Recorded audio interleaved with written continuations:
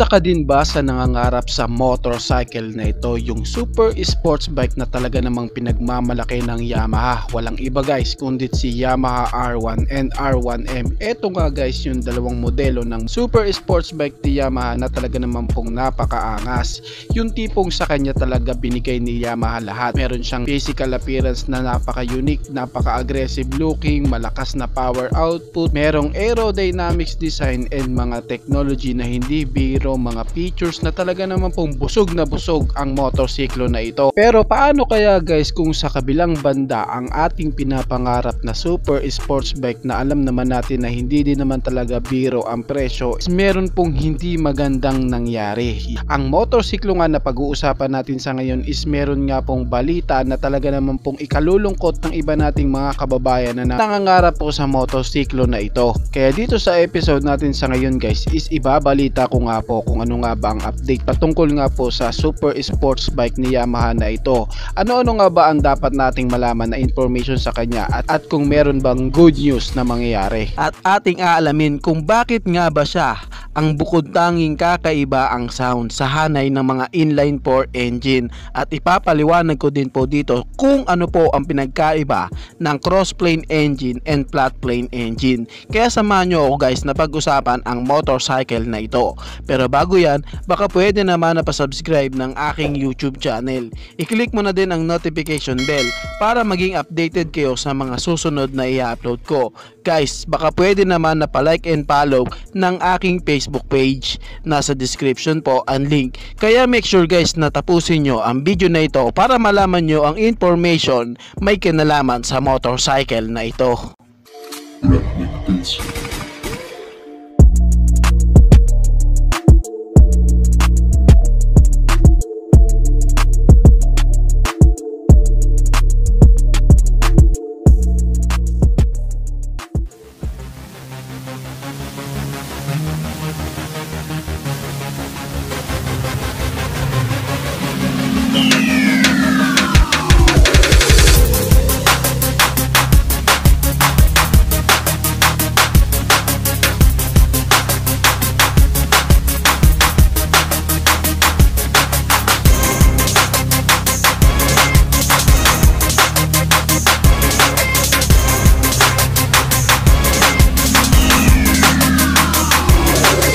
Alam ko guys na pamilyar na nga po ang iba nating mga kababayan patungkol nga po sa balita na ito, tungkol nga po sa super sports bike ni Yamaha na si Yamaha R1 and Yamaha R1M. Kahit nga po ako nung nalaman ko nga po ang balita patungkol nga po sa motorcycle na ito, talaga naman pong nalungkot ako. Hindi naman sa dahil sa kaya kong bilhin po ang motor na ito, hindi naman sa ganun. Kasi guys, alam ko sa sarili ko na suntok sa buwan talaga ang presyo ng motor na ito. Pero yung makakita ka lamang po ng mga bago production ng super sports bike na ito, talagang nakakatuwa na po na makakita nito. And syempre alam naman natin guys na isa sa talaga namang pinapangarap talaga ng karamihan dito sa Pilipinas ang super sports bike na ito, ang Yamaha R1 and Yamaha R1M. Bago nga tayo guys mag-focus sa bad news patungkol nga po sa super sports bike na ito, pag-usapan po muna natin kung ano nga ba ang sekreto ng makina ng Yamaha R1M and Yamaha R1. Dito nga guys is aalamin natin kung ano nga ba ang pinagkaiba ng engine na flat plane engine and cross plane engine. Ito nga po guys at aking ipapaliwanag sa inyo. Ang flat plane engine guys, ito ang karaniwang design ng mga makina ng naka-inline 4 engine.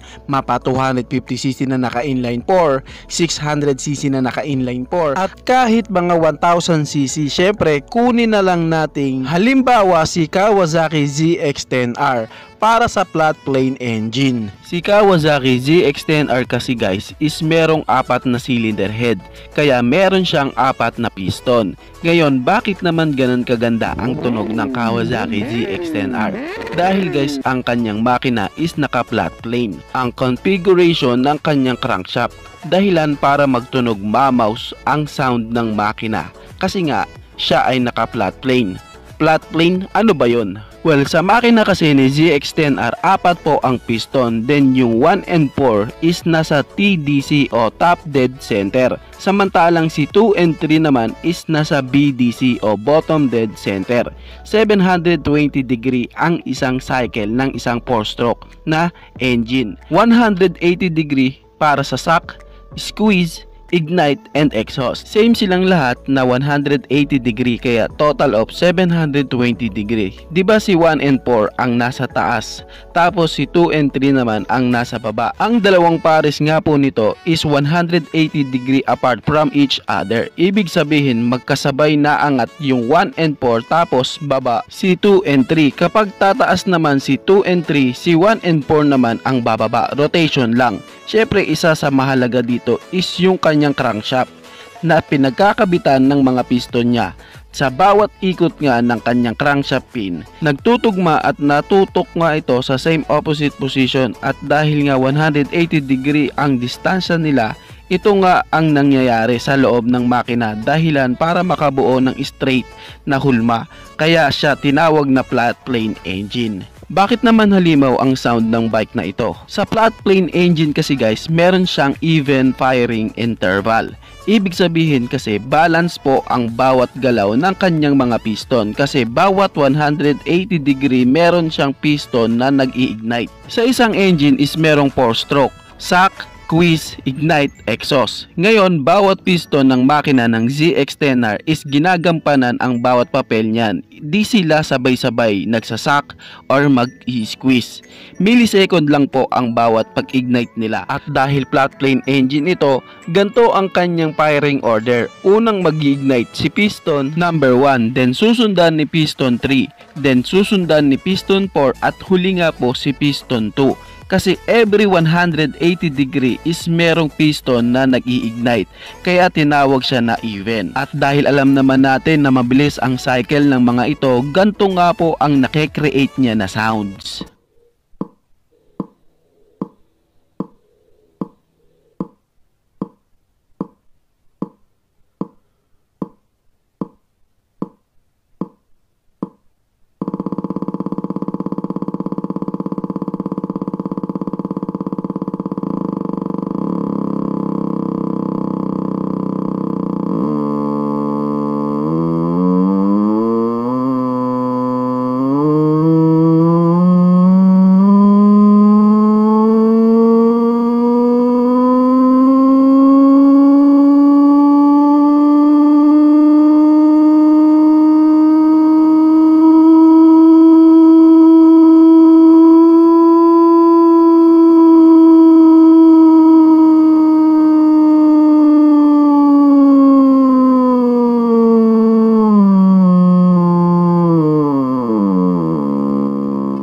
Bakit ba si Yamaha R1 o R1M lang ang bukod tanging naiiba na sound sa lahat ng naka-inline 4 engine? Kasi guys, si Yamaha R1 kasi is naka-cross plane engine. Ano naman ang pinagkaiba ng cross plane engine sa mga naka-flat plane engine? Same sa ibang makina ng mga big bike, meron din siyang 4 na piston, and same din po sa mga naka-inline 4 na tabi-tabi ang mga piston niya. Hindi katulad sa mga Ducati o Aprilia super sports bike na naka B-type engine. Diba si flat plane engine is merong 180 degree apart each other. Pagdating kay cross plane engine, ito nga guys is merong 90 degree apart each other sa bawat crank pin nito. Paano nangyari yon? Kasi iba ang arrangement ng mga piston ni cross plane engine, kasi nakatutok nga po sa 4 na direksyon ang mga crank pin nito. Isa sa taas, isa sa kaliwa, isa sa kanan, at isa din sa baba. Kaya dahil dito, nagkaroon na lang siya ng 90 degree ang distansya niya sa bawat isa. Kaya pansin sa mga piston niya, si piston number 1 ang nasa TDC o top dead center, habang si 2 and 3 naman ang nasa mid stroke. Tapos si number 4 naman ang nasa BDC o bottom dead center. At dahil nga po sa cross po ang postura ng kanyang mga crank pin, kaya ito tinawag na cross plane engine. Ngayon, bakit iba ang tunog ni Yamaha R1 compare sa ibang naka-inline 4 engine? Si cross plane engine kasi guys is an even firing interval. Kaya po si flat plane is even dahil sa balance po ang mga galaw ng mga piston nito. Kasi every 180 degree may piston na nag-i-ignite. Ngayon pagdating kay cross plane engine, diyan sila nagkaroon ng malaking pagbabago kasi uneven ang kanyang firing interval. Kasi iba't ibang degree nga po nag-i-ignite ang kanyang mga piston. Unang mag-i-ignite si piston number 1.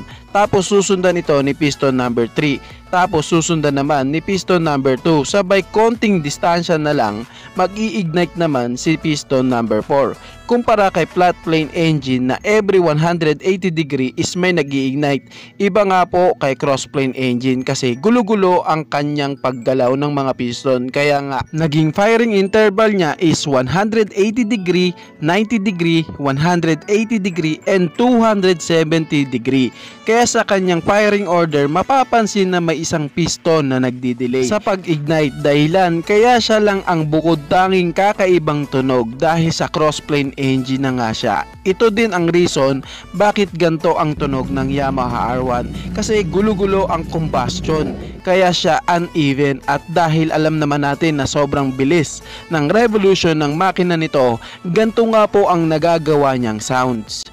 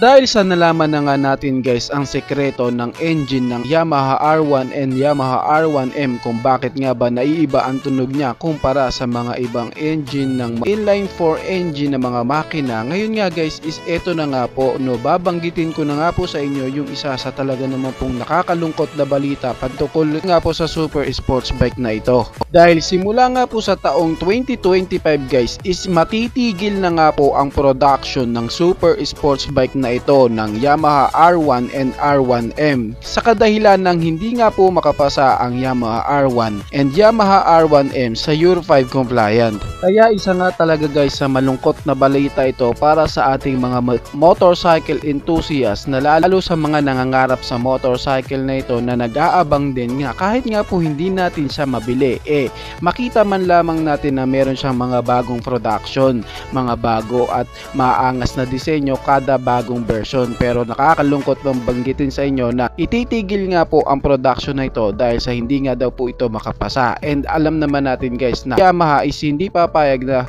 wala silang super sports bike na ipipresenta sa atin. Doon nga po sa aking previous vlog is nabanggit ko na meron nga pong rumor na ginagawa si Yamaha patungkol nga po sa kanilang super sports bike, yung Yamaha R9. At dahil nga daw po matitigil ang production ng Yamaha R1 and R1M, si Yamaha R9 nga daw po ang papalit bilang isa sa kanilang super sports bike na mataas ang cubic centimeter engine displacement. Kasi po ang makina nga po ng MT-09 nila is pasok sa Euro 5 compliant. Kaya ang status guys ng motor na ito ng super sports bike na Yamaha R1 and R1M is magiging katulad nga po sa senaryo ni Yamaha R6 na magiging track bike na nga lang po siya, magiging available. Hindi na po siya magiging street legal. Alam ko guys na nakakalungkot talaga ang balita na ito, pero ganun pa man, meron namang ipapalit si Yamaha, yung Yamaha R9, kaya abang-abangan natin na lumabas ang super sports bike na ito. Ganun pa man guys, nakakalungkot man na balita, pero alam natin na ang super sports bike na ito is meron din namang iniwan na history para sa atin at sa motorcycle industry, si Yamaha R1 and R1M. Makikitaan din talaga na napaka-powerful din talaga ng Yamaha R1, at isang patunay din dyan si Valentino Rossi na naghari at naging legendary sa MotoGP na gamit-gamit ang motor na Yamaha R1M.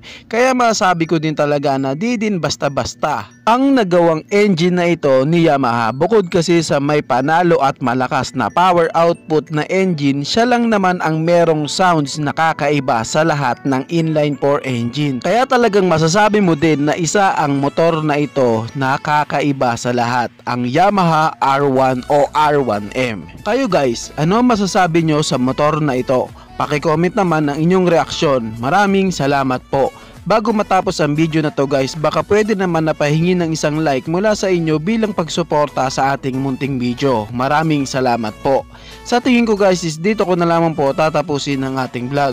I hope na nag-enjoy kayo sa aking hinandang video para sa inyo. Pinasisigla ko din kayo na i-subscribe ang aking YouTube channel. I-click mo na din ang notification bell para maging updated kayo sa mga susunod na i-upload ko. So dito ko na lamang po tatapusin. Maraming salamat. It's your boy. Thank you!